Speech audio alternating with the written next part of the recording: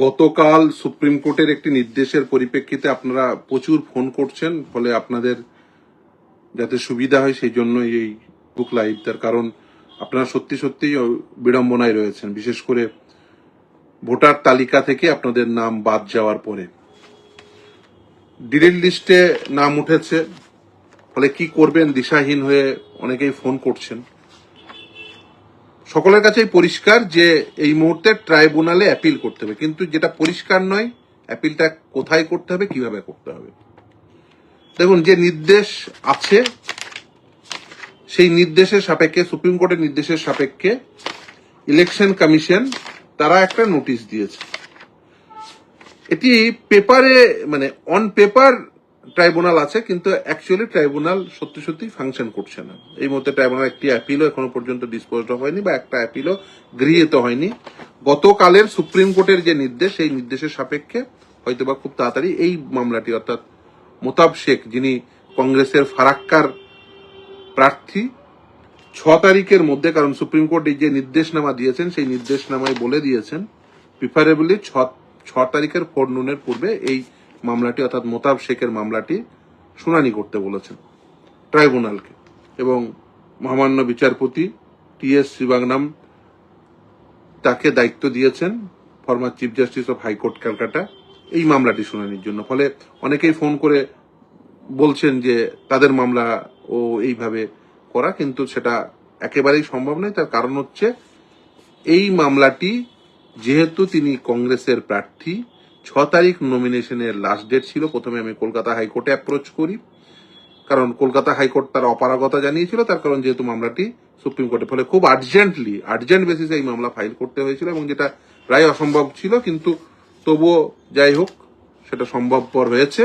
এবং সম্ভবপর হওয়ার পরেই এই নির্দেশ এসছে যে প্রেফারেবলি 6 তারিখে ফোরনুনের পূর্বে এটা করে দিতে হবে। ফলে এই মামলাটি অন্য প্রেক্ষিত ছিল। এই প্রেক্ষিত আর সাধারণভাবে যে ট্রাইব্যুনাল অ্যাপিল অন্য 5টা ভোটারের যে প্রেক্ষিত, দুটো এক নয়। ফলে এটা আর্জেন্সি প্লিড করার জন্যই কিন্তু সুপ্রিম কোর্ট এই নির্দেশ দিয়েছেন। ফলে একেবারেই হাইকোর্ট বা সুপ্রিম কোর্টে এই মুহূর্তে আসার কোনো প্রকার কারোর সুযোগ নেই। দয়া করে কেউ বিভ্রান্ত হবেন না। বারবার ফোন করছেন, বিভিন্নভাবে ফোন করছেন, বিভ্রান্ত হবেন না। এই মুহূর্তে আপনাদের প্রত্যেকে যাদের নাম ডিলিট হয়ে গেছে তাদের ট্রাইব্যুনাল অ্যাপিলই করতে হবে, অন্য কোনো প্রকার কোনো সুযোগ নেই আইনগতভাবে। ট্রাইব্যুনাল অ্যাপিল কিভাবে করবেন, ইভেন যিনি এই যে প্রার্থী তিনিও ট্রাইব্যুনাল অ্যাপিল করেছেন। এই দেখুন তার সেই পুরো অ্যাপিলটি, সর্বমোট 186 পেজের অ্যাপিল, টোটাল সহ 199 পেজ, তার এফিডেভিট সহ, নোটারি সহ। পিটিশনটি, মূল পিটিশনটি 16 পেজের, তারপর নোটারি রয়েছে টোটাল 190 পেজ, তারপরে তার ডকুমেন্টগুলো রয়েছে। ফলে সর্বমোট 199 পেজের এই অ্যাপিলটি। সেখানে তার যারা ট্রাইব্যুনালের সামনে যেভাবে অ্যাপিল ফরম্যাট আছে, কারণ এই ফরম্যাটের উপর ভিত্তি করে এই ফরম্যাটে তার সমস্ত অ্যানেক্সচার গেছে। এইভাবেই আপনারা অ্যাপিল করবেন। দুইভাবে অ্যাপিল করা যাবে, এক অনলাইনে ইসিআই নেট ওয়েবসাইটে অ্যাপসের মাধ্যমে, আপনারা ইভেন মোবাইল থেকেও করা যায়।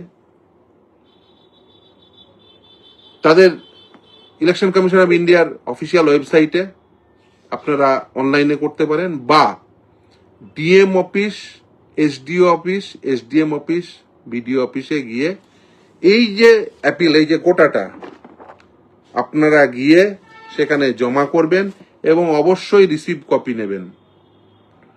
আপনাদের প্রত্যেককে অনুরোধ করছি সমস্ত ডকুমেন্ট দেবেন।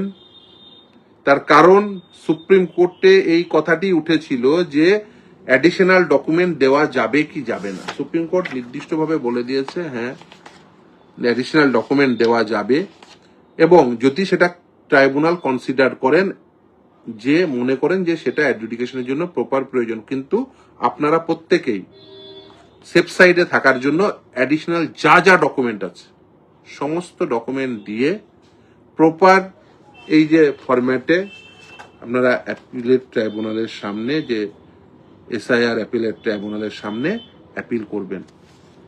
ভীত সন্ত্রস্ত হওয়ার কোনো জায়গা নেই। আপনারা এলাকার যে সমস্ত আইনজীবী বন্ধু আছেন তাদের সাহায্য নিতে পারেন, বা এলাকার শিক্ষিত মানুষজন, এটা খুব সহজ। আমি চেষ্টা করব যারা আইনজীবী বন্ধু রয়েছেন তাদেরকে এই ফরম্যাট দিয়ে দিতে। আপনারা প্রত্যেকেই এই অ্যাপিল ফরম্যাটে তারা অ্যাপিল করতে পারেন, কিন্তু এই ফরম্যাটটা মানে ওই কপি পেস্ট করবেন না, প্রত্যেকের গ্রাউন্ড আলাদা আলাদা। ফলে তারা নিজেরা প্রত্যেকে নির্দিষ্টভাবে লিখবেন, নির্দিষ্টভাবে লিখে সমস্ত ডকুমেন্ট সহ আপনারা ট্রাইব্যুনালে অ্যাপিল করবেন। দেখুন, এটা একটা কিন্তু কোয়াসি জুডিশিয়াল অথরিটি, যদিও আইনে এর কোনো প্রভিশন ছিল না এই ধরনের ট্রাইব্যুনালে, কিন্তু সুপ্রিম কোর্টের নির্দেশে এই ট্রাইব্যুনাল তৈরি হয়েছে। ফলে এটা ভারতবর্ষের আইন হিসেবেই ধরে নিতে হবে, তার কারণ সুপ্রিম কোর্ট যা নির্দেশ দেবেন সেটা ল অব দ্য ল্যান্ড। ফলে এই ল অব দ্য ল্যান্ড যেহেতু, ফলে আপনাকে ট্রাইব্যুনাল অ্যাপিলই করতে হবে। কলকাতা হাইকোর্ট বা সুপ্রিম কোর্টে যাওয়ার কোনো প্রকার সুযোগ নেই এই মুহূর্তে। যদি না, এই ক্ষেত্রে এই মহতাব শেখ গেছিলেন কেন, তার কারণ, এবং তিনি নির্দেশ পেয়েছেন কেন, তার কারণ তিনি ক্যান্ডিডেট বলে, তিনি কংগ্রেসের ক্যান্ডিডেট। একদিনের মধ্যে মামলা ফাইল করে সেই দিনই, তার পরের দিনই নির্দেশ হয়েছে।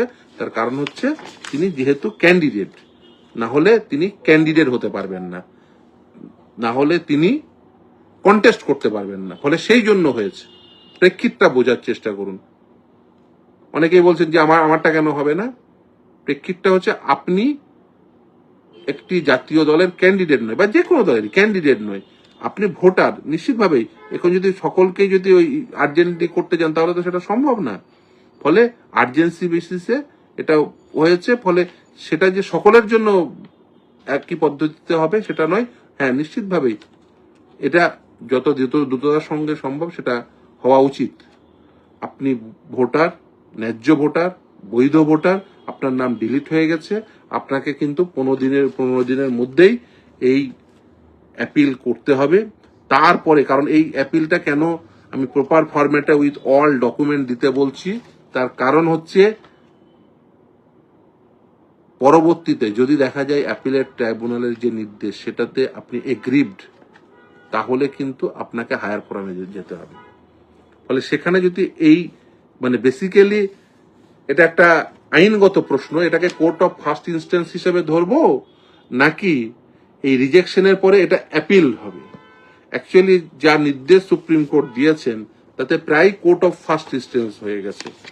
তার কারণ যে ডিলিট লিস্ট তৈরি করেছে সেখানে কোনো লজিক নেই, সেখানে কোনো ডিলিটের কারণ দেওয়া নেই, সেখানে নির্দিষ্টভাবে কারণ বলেননি। প্রত্যেকেই যেন অ্যাপিলে এই গ্রাউন্ডটি অবশ্যই নেবেন যে কোনো কারণ দর্শানো হয়নি, প্রপার অপরচুনিটি অফ হিয়ারিং দেওয়া হয়নি, ন্যাচারাল জাস্টিস কমপ্লায়েড হয়নি। ফলে এই যে natural justice non compliance, proper opportunity of hearing না দেওয়া, রিজন অ্যাসাইন না করা, এগুলো কিন্তু গ্রাউন্ড থাকবে। ফলে এই গ্রাউন্ড থাকাটা অত্যন্ত জরুরি। এবং শুধু তাই না, তার সঙ্গে আপনার মামলাটি কি, ধরুন আপনার নামের মিসম্যাচ হলে আপনি আপনার এই মিসম্যাচের সপক্ষে যে এই ডকুমেন্ট রয়েছে, কারণ সেই সময় ধরুন সাপোজ 2002 সালের লিস্টে আপনার নামটি ছিল একটি, পরবর্তীতে আপনি একটি এফিডেভিট করার ফলে সেই নামটি পরিবর্তিত হয়েছে, বা তার আপনার সাপোর্টে যা যা ডকুমেন্ট রয়েছে সেই সময় এপিক কার্ডে হয়তো 1995 সালে ইস্যু করা এপিক কার্ডে হয়তো সেই নামটি ছিল, সাবসিকুয়েন্টলি এপিক কার্ডেও আপনার নামটি আপডেট হয়ে আপনার নতুন নামটি আছে, বা আপনার অন্য কোনো ডকুমেন্টে সেটি আছে। সেই সমস্ত ডকুমেন্ট আপনি অ্যানেক্স করবেন। আপনার অ্যাডমিট কার্ড, আপনার মাধ্যমিকের মার্কশিট, মাধ্যমিকের আপনার সার্টিফিকেট, সমস্ত ডকুমেন্ট, পাসপোর্ট থাকলে পাসপোর্ট, এই ধরনের ডকুমেন্ট, পাসপোর্ট অত্যন্ত গুরুত্বপূর্ণ ডকুমেন্ট। ফলে সেগুলো আপনারা অ্যানেক্স করবেন। তার কারণ যদি অ্যানেক্স না করেন, সাবসিকুয়েন্টলি যদি দেখা যায় যে আপনার এই যে ট্রাইব্যুনালের যে নির্দেশ সেটা আপনার বিরুদ্ধে গেল, তাহলে কিন্তু আপনাকে হায়ার ফোরামে আপনি কিন্তু নতুন করে আর ডকুমেন্ট দিতে পারবেন না, মানে দেওয়ার সুযোগ কম। ফলে কোর্ট অফ ফার্স্ট ইনস্ট্যান্স হিসেবেই ধরে নিতে পারেন এই অ্যাপিলকে, যদিও টেকনিক্যালি হওয়া উচিত নয়, কিন্তু মানে সুপ্রিম কোর্ট যে নির্দেশ দিয়েছেন তার কারণ হচ্ছে সাধারণভাবে অ্যাপিলে মানে আপনি যদি প্রপার সিভিল সেন্সে যান, কারণ এখানে যেহেতু বিচারপতিরা রয়েছেন, কলকাতা হাইকোর্টের প্রাক্তন বিচারপতিরা, ফলে তারা তারা জুডিশিয়াল মাইন্ড অ্যাপ্লাই করবেন। নিশ্চিতভাবেই আমি আশা করব আপনারা প্রত্যেকেই রিলিফ পাবেন। কিন্তু তারপরেও যদি কেউ রিলিফ না পান ট্রাইব্যুনালের পরেও, ফলে সেক্ষেত্রে আপনাদের হায়ার ফোরামে যেতে হবে। সেক্ষেত্রে খুব স্বাভাবিকভাবেই আপনাদের হাইকোর্টে যখন আসতে হবে তখন আপনাদের যেন সমস্ত ডকুমেন্ট থেকে থাকে, ফলে প্রপার ট্রাইব্যুনাল অ্যাপিল করবেন প্রত্যেককে বলছি। তার কারণ এই যে যেভাবে আমি একটা যার প্রথম মানে সুপ্রিম কোর্টের নির্দেশ হয়েছে যার প্রথম ট্রাইব্যুনাল শুনানি হবে, সেই ক্ষেত্রে সুপ্রিম কোর্টের নির্দেশে এখনো ট্রাইব্যুনাল দেখুন হয়তো পেপারে তো অন পেপার তৈরি হয়েছে, কিন্তু সত্যি সত্যি ফাংশনিং করার ক্ষেত্রে, কারণ গতকালও যখন সুপ্রিম কোর্টে মামলা চলে তখন আমি এই অ্যাপিল ট্রাইব্যুনাল অ্যাপিলটি নিয়ে আমার দুজন জুনিয়রকে পাঠিয়ে দিয়েছিলাম ট্রাইব্যুনালের সামনে। ট্রাইব্যুনাল ফাংশনিং ছিল না, ফাংশন করছিল না। আমি ডিএম অফিসের লোক ছিল, আমি সেটাই সুপ্রিম কোর্টে জানিয়েছি। সুপ্রিম কোর্ট সেটা জেনে বুঝেই এই নির্দেশ দিয়েছেন। ফলে ট্রাইব্যুনাল হয়তো কিছুদিন পরেও ফাংশন করতে পারে, কিন্তু আপনাদের অ্যাপিলটা ইমিডিয়েট 15 দিনের মধ্যে আপনাদের করতেই হবে। সেটা কিভাবে করবেন? অনলাইন করবেন বা BDO office, SD office, DM অফিসে আপনি জমা দিয়ে রিসিভ করিয়ে নেবেন, যাতে আপনি পরবর্তীতে সাবসিকুয়েন্টলি দেখাতে পারেন যে আপনি অ্যাপিল করেছিলেন উইদিন দ্য স্টিপুলেটেড টাইম। ফলে আইনগতভাবে আপনারা অ্যাপিল করবেন এবং প্রত্যেককে অ্যাপিলের সঙ্গে যখনই অ্যাপিল করবেন, এই ট্রাইব্যুনাল অ্যাপিল, আপনার পিটিশনের সঙ্গে আপনার সাপোর্টিভ ডকুমেন্টগুলো অ্যানেক্স করবেন। এবং আপনারা যারা বারবার এই বিভিন্নভাবে ফোন করছেন যে হাইকোর্ট সুপ্রিম কোর্টে মামলা, দেখুন এটা ফিউটাইল এক্সারসাইজ হয়ে যাবে। আপনি স্টিপুলেটেড টাইমের মধ্যে আপনি ট্রাইব্যুনাল অ্যাপিলই করুন, ওটাই কিন্তু আপনার এই মুহূর্তে লিগাল রেমেডি। পরবর্তীতে যদি দেখা যায় যে আপনাকে ওই ট্রাইব্যুনাল অ্যাপিল যেটা অ্যাডজুডিকেশন হলো সেটাতে আপনি এগ্রিড, তাহলে কিন্তু তখন আপনাকে হায়ার ফোরামে আসতে গেলে এই সমস্ত ডকুমেন্টগুলো অত্যন্ত জরুরি। আপনি ডকুমেন্ট ফার্স্ট ইনস্ট্যান্সেই অবশ্যই দিয়ে দেবেন, যদিও এটা সেকেন্ড ইনস্ট্যান্স, কিন্তু actually court of first instance হিসেবে এটাই বেসিক্যালি কাজ করছে ট্রাইব্যুনালটাই অ্যাডজুডিকেশনের ক্ষেত্রে। ফলে আপনাদের প্রত্যেকেই বলছি, আবারও বলছি যে হ্যাঁ, অনেকেই বলছে 1000 ক্যারেক্টারের মধ্যে সব প্রপার গ্রাউন্ড কি করে দেওয়া সম্ভব? অ্যাকচুয়ালি হ্যাঁ, একদমই সম্ভব নয়। সেই জন্য সকলকে বলছি আপনারা পারলে তিনি বোধহয় একজন অ্যাডভোকেটই প্রশ্ন করেছেন, অ্যাডভোকেট দিলওয়ার হোসেন, হ্যাঁ একদমই। এবং সেই জন্যই আমি সুপ্রিম কোর্টের যে পিটিশনে সেটাই লিখেছিলাম যে পিটিশনে যে 1000 ক্যারেক্টারের মধ্যে সেই জন্য প্রপার অপরচুনিটি অফ হিয়ারিং হয়নি বলেই সেই জন্যই সুপ্রিম কোর্ট ওই নির্দেশনামায় দেখবেন 1 তারিখের নির্দেশনামায় বলেছেন দেখবেন অ্যাডিশনাল ডকুমেন্ট দেওয়া যাবে। তার কারণ এই 1000 ক্যারেক্টার এবং 500 ক্যারেক্টারের মধ্যে রিলিফ শর্ট করতে বলেছে। এবং ক্যারেক্টার মানে কিন্তু এক্ষেত্রে শব্দ নয়, অর্থাৎ ওয়ার্ড নয়, কিন্তু বর্ণ। সেক্ষেত্রে একেবারেই সম্ভব নয়। সেই জন্যই বলছি পারলে, কারণ ওরা এখনো পর্যন্ত সেই ফরম্যাটটা তৈরি করতে পারেনি। ওরা সেই ফর্ম ফিল আপের মতো বিষয়টি একেবারে ফর্ম ফিল আপের মতো নয়। আপনারা সিরিয়াসলি নেবেন বিষয়টা, যদিও মানে আতঙ্কিত হওয়ার কারণ নেই, কিন্তু সিরিয়াসলি নেবেন বিষয়টা। এবং সেই ক্ষেত্রে আপনারা প্রত্যেককে বলছি আপনারা প্রপার ট্রাইব্যুনাল অ্যাপিল করবেন, করে প্রপার ডকুমেন্টেশন রেখে দেবেন এবং এইগুলোকে সংরক্ষণ করে রেখে দেবেন, প্রপারলি সংরক্ষণ করে রেখে দেবেন। ভবিষ্যতে কিন্তু অ্যাডজুডিকেশন হতে সময় লাগবে, এটা স্বাভাবিক। আপনি চাইলেই একদিনে হয়ে যাবে না, তার কারণ এত মানুষের নাম ডিলিট হয়েছে। ফলে জাজ সাহেবরা যখন জুডিশিয়াল মাইন্ড অ্যাপ্লাই করবে, তারা প্রপার অপরচুনিটি অফ হিয়ারিং দেবে, তারপরে তার অ্যাডজুডিকেশন হবে, সেটা কিন্তু সময় সাপেক্ষ। ফলে এক্ষেত্রে আপনাকে কিন্তু সমস্ত কিছু প্রপারলি অ্যানেক্স করতে হবে, সমস্ত ডকুমেন্ট। এবং ওই জন্য বারবার বলছি, অনেকেই ফোন করছেন যে হাইকোর্ট সুপ্রিম কোর্টের কথা, তাদের প্রত্যেককে বলছি মহতাব শেখ যিনি কংগ্রেসের ক্যান্ডিডেট, তার মামলাটি আর্জেন্ট বেসিস আমি করেছি। তার কারণ হচ্ছে তার আর্জেন্সি ছিল, আর্জেন্সি প্লিড করে তবেই নির্দেশ হয়েছে। ফলে আপনি এটুকু বুঝুন, সকলের মামলা কিন্তু সুপ্রিম কোর্ট বা হাইকোর্টে হবে না। হাইকোর্টে তো হওয়ার প্রশ্নই নেই এর মধ্যে, যেহেতু সুপ্রিম কোর্টে, ফলে সকলের মামলা সুপ্রিম কোর্টে হবে না। আপনাদের ট্রাইব্যুনাল অ্যাপিলই করতে হবে। এবং ওই মহাতাব শেখের তারও কিন্তু ওই ট্রাইব্যুনাল অ্যাপিলের মাধ্যম দিয়েই কিন্তু অ্যাডজুডিকেশন হবে। হ্যাঁ, নির্দেশটা যেটা দিয়েছে, যেহেতু তিনি ক্যান্ডিডেট, তাই 6 তারিখের মধ্যে তারটা ডিসপোজ অফ করতে হবে, তারটা অ্যাডজুডিকেশন করতে হবে, সেটা টাইম বাউন্ড ম্যানারে। কিন্তু সেটা অন্যদের ক্ষেত্রে হয়তো নয়। এবার বলতে পারেন যে এটা হওয়া উচিত না, কিন্তু আপনাকে প্রেক্ষিত বুঝতে হবে। প্রেক্ষিতটা যেহেতু তিনি ক্যান্ডিডেট, ফলে তার আর্জেন্সি নিশ্চিতভাবে, ভোটারদেরও আর্জেন্সি রয়েছে, ভোটারদেরও একইভাবে ট্রিটেড হওয়া উচিত। কিন্তু সবকিছু তো আর সম্ভব হয় না ভারতবর্ষে। সে তো মানে এই বিচারের এইটুকু মানে যারা আইনের আওতাধীন হন, আইন তাদের হেল্প করে, ল হেল্প ভিজিলেন্ট নট ডরমেন্ট, এ তো প্রতিষ্ঠিত সত্য। ফলে এটা হওয়া উচিত নয়। মানে সামাজিক ন্যায় হওয়া উচিত, রাজনৈতিক ন্যায় হওয়া উচিত, এগুলো তো অচিত্ত। কিন্তু সব অচিত্ত তার সম্ভব নয়। আমাদের মধ্যে এই ডিসক্রিপেন্সি আছে, ডিসক্রিমিনেশন রয়েছে বিভিন্ন জায়গায়, বিভিন্ন ক্ষেত্রে। আপনারা বুদ্ধিমান মানুষ, ফলে এই মুহূর্তে আপনাদের যা কৃতকর্ম, আপনাদের যা কর্ম করতে হবে, সেই কর্মটি হলো আপনাদের immediate within the stipulated time, that means যেদিন নির্দেশটি বেরিয়েছে, অর্থাৎ ওই ডিলিট লিস্টটি বেরিয়েছে, সেদিন থেকে 15 দিনের মধ্যে আপনাকে অ্যাপিলটি করতে হবে। অনলাইন বা অফলাইন, মানে DM office, BDO office, SD অফিসে আপনাকে জমা দিতে হবে।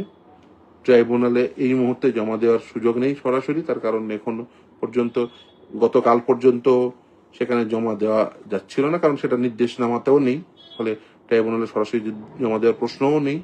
আপনাকে এই দুটো ফর্মেই করতে হবে, হয় আইদার অনলাইন অথবা offline, BDO office, SD office, DM office, যেটা একেবারে 20 তারিখের নির্দেশে। কারণ আপনাকে নির্দেশনামাটি দেখিয়েও দিতে পারি, ফলে আপনারা কেউ ভীত সন্ত্রস্ত হবেন না। 7 জনই নিশ্চিতভাবেই হয়ে যাবে এবং আপনারা প্রত্যেকে রিলিফ পাবেন, এটুকু আশা করি।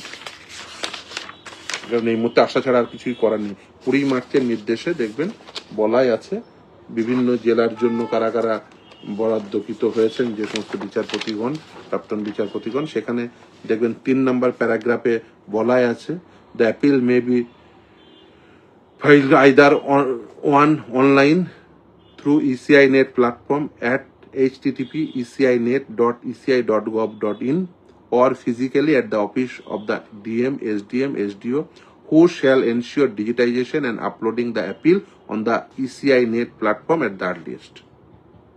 So এটা নির্দেশ। ফলে এই নির্দেশ মোতাবেক আপনারা প্রত্যেকে হয় আইদার ফিজিক্যালি করুন অথবা অনলাইন করুন। অফলাইন ছাড়া অ্যাকচুয়াল প্রসিডিং সম্ভব নয়, কিন্তু আজ পর্যন্ত অফলাইন শুরু হলো না। না, অফলাইন নিশ্চিতভাবেই জমা দেবেন। কেন জমা দেবেন না? জমা না দিলে আপনারা সোমবারে যান, নিশ্চিতভাবেই ওই অ্যাডভোকেট সাহেবই লিখছেন। হ্যাঁ, অফলাইন জমা দেওয়া নিশ্চিতভাবেই শুরু হওয়া উচিত। ইসিআর এই নোটিশটা সঙ্গে নিয়ে যাবেন, দিয়ে বলবেন যে কোনো বিডিও অফিস, এসডি অফিস বা ডিএম অফিসে যে আপনারা এই নির্দেশ, 20 তারিখের নির্দেশ নিশ্চিতভাবে আপনাদের এই অন্ততপক্ষে আমাকে স্ট্যাম্প করে দিন। আর অনলাইনে তো ডকুমেন্ট জমা দেওয়া, হ্যাঁ একদমই অনলাইনে ডকুমেন্ট জমা দেওয়া যাচ্ছে না। সেই জন্যই ওখানে আমি প্রিডিংসও করেছিলাম যে অনলাইন ডকুমেন্ট দেওয়া যাচ্ছে না, কোনো ডকুমেন্ট আপলোড করা যাচ্ছে না। তারা এই যে অনলাইনে যে ফরম্যাটটা, যেটা সুপ্রিম কোর্টের নির্দেশের পূর্বে তৈরি করেছিল, নিশ্চিতভাবে তারা হয়তো সেই সিস্টেম হয়তো ডেভেলপ করবে। এখনো পর্যন্ত সেই যে সিস্টেম নেই, সেটা নিয়ে তো আর বলা যায় না। ফলে ওই 1000 ক্যারেক্টারের মধ্যেই লিখতে হচ্ছে, সেটা হওয়াটা প্রায় অসম্ভব। ফলে অফলাইন করাটাই বেশি সুবিধাজনক। আপনারা অবশ্যই স্ট্যাম্প করে নেবেন। এবং পেজিনেশনের ক্ষেত্রে আপনাদের বারবার বলে দিয়েছি, প্রথম থেকেই বলে দিচ্ছি, পেজিনেশনের ক্ষেত্রে যদি ধরুন এইটা যেমন 199 পাতা হয়েছে, 1/199, 2/199, 3/199, 4/199, 5/199, এইভাবে পেজিনেশন করবেন, যাতে পরবর্তীতে আপনি বলতে পারেন যে দেখুন, কারণ ওরা স্ট্যাম্পটা তো প্রথম পেজে মারবে। ফলে আপনারা পরবর্তীতে যাতে বলতে পারেন দেখুন আমি 199 পাতার টোটাল অ্যাপিলটা করেছিলাম, বা 100 পাতার অ্যাপিলটা করেছিলাম, বা 50 পাতার অ্যাপিলটা করেছিলাম, বা 20 পাতার অ্যাপিলটা করেছিলাম, বা 5 পাতার অ্যাপিলটা করেছিলাম, হোয়াটসঅ্যাপ আপনার যাই হোক না কেন, যাতে আপনি সেটা দেখাতে পারেন। লোকে লিখেছেন কি কি আপনার ওই কেসের সাপোর্টে যা যা ডকুমেন্ট, সব ডকুমেন্ট জমা দেবেন। আপনি আপনার কেস মেড আউট করার ক্ষেত্রে যা যা ডকুমেন্ট প্রয়োজন সমস্ত ডকুমেন্ট জমা দেবেন।